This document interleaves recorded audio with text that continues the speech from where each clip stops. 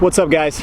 My name's CJ, and today is the first episode of what I think we're gonna call Savage Coaching. I think we're gonna stick with that. I don't know, I mean, it might change. Right now, I think it's a badass title. What do you guys think? Let us know down in the comments. But this is the first episode, and I'm gonna be giving you my top 5 tips to being successful on your diet. Here we go.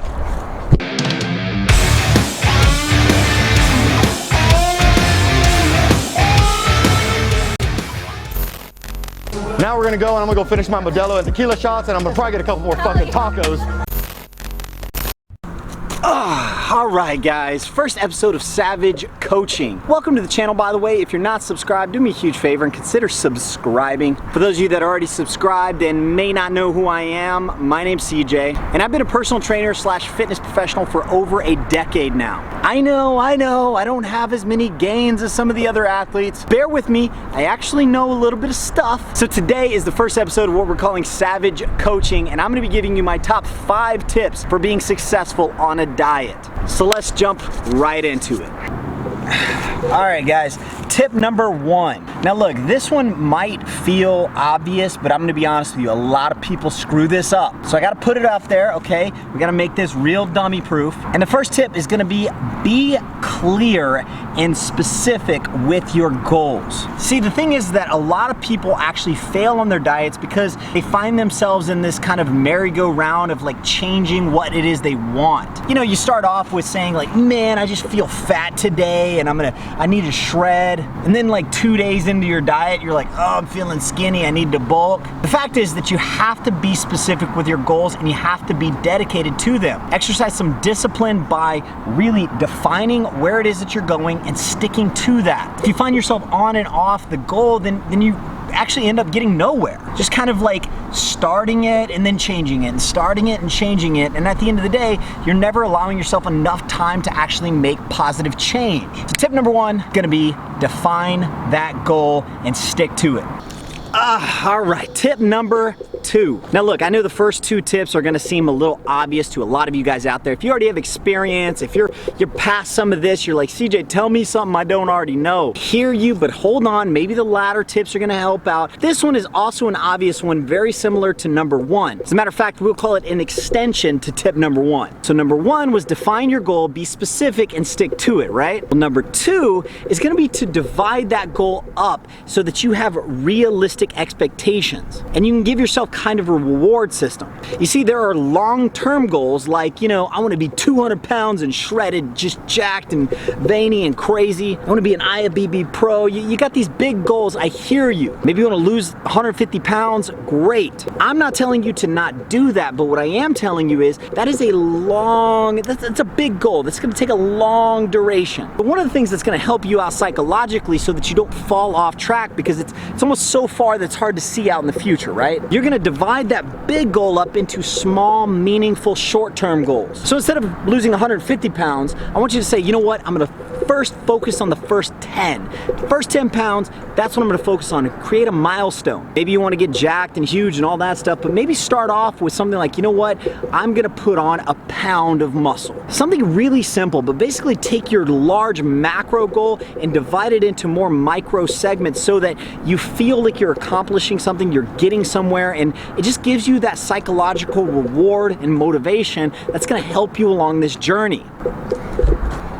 Okay, so like the first 2 tips, the second 2 tips are also gonna go hand in hand, okay? They're married together, they're brother and sister. Married and brother and sister. That sounded weird, that's a little incesty. Okay, they're joined together, they make sense together. The third tip, okay, let's start with that one, and it is going to be create a plan. Write it out, set out a plan, step by step. I promise you, okay, I am the world's worst about planning, but I promise you, if you actually define this, if you lay it out, if you do the step-by-step, point A to point B, put it on paper, literally hold yourself accountable by actually laying out a plan, it will change everything. I know from personal experience. I struggle with this, but I can tell you that when I actually force myself to have the discipline to do it, it changes the success rate, how likely I am to actually get to the end result. Now let's get to this next one, okay? The brother, sister, or cousin, or we'll get to the incesty step, tip 4, okay.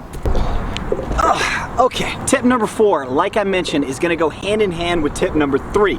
So tip number 3 was to write out a plan, right? Like you gotta put it on paper, put it down there step by step. Well, tip number 4 is to make that plan realistic with your lifestyle and your personality and all the things that make up you. Guys, I don't know how often people get motivated and excited and they're like, I'm gonna just do this crazy thing, and that motivation, that adrenaline, that excitement really has them thinking like, man, I could just fucking do anything. I could just eat chicken every single day, 4 ounces only, and I'll be successful. I can do this. I'm excited, so I know that I'm gonna be able to do it. And then like 2-3 days into it, that motivation, that excitement wears off a little bit. They're like, fuck, I can't do this, man, I can't. So here's the thing, right off the bat, slow down, relax. I'm not saying don't be motivated, but you've got to be real with yourself. Inventory your life, how you've been in the past, what your strengths are, what your weaknesses are, and start to lay out a plan that makes sense for you. Something that you honestly, being real with yourself, could say, you know what, I think I can actually do this. I can stick with this for an extended duration, which is what's gonna be required for you to actually get success. Let's get to the final tip, shall we?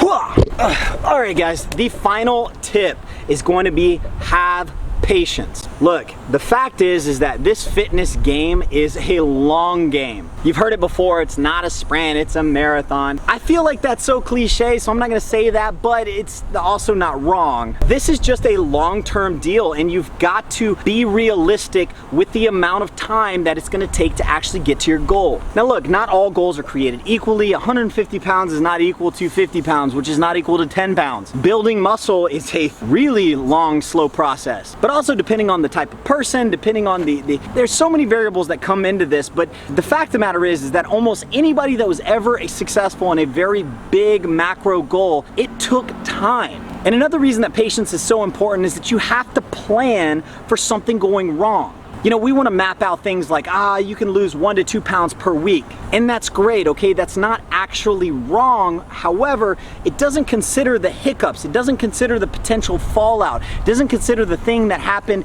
in the family that caused you to slip a little bit. There are all kinds of setbacks and speed bumps and things that could get in the way that you have to plan for. So be realistic. Overguesstimate the amount of time that it might take. Talk to a professional. Talk to somebody that maybe has gone through this or somebody that knows. And plan to be patient.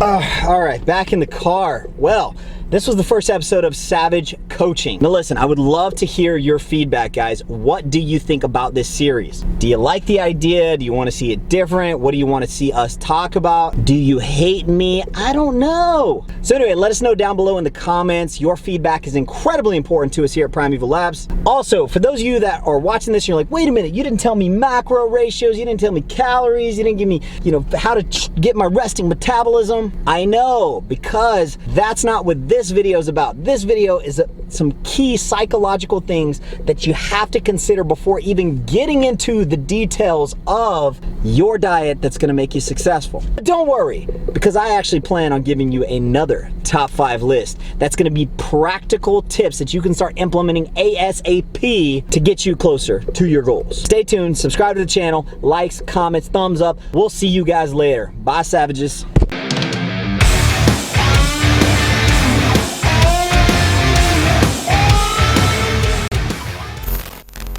Now we're gonna go and I'm gonna go finish my Modelo and tequila shots, and I'm gonna probably get a couple more fucking tacos.